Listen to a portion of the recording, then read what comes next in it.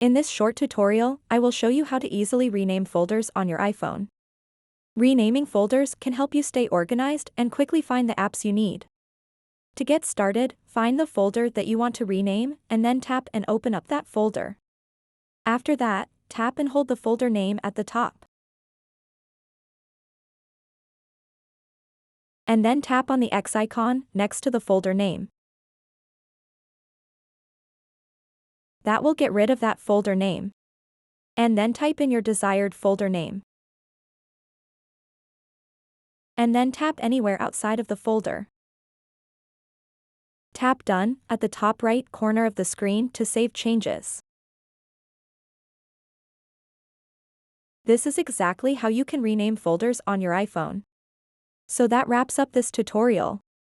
If you have any questions about this whole process, please let me know in the comments section below. And if this video helped you out, please give it a big thumbs up and subscribe to this channel for more tutorial videos like this one. Thank you so much for watching and have a good day.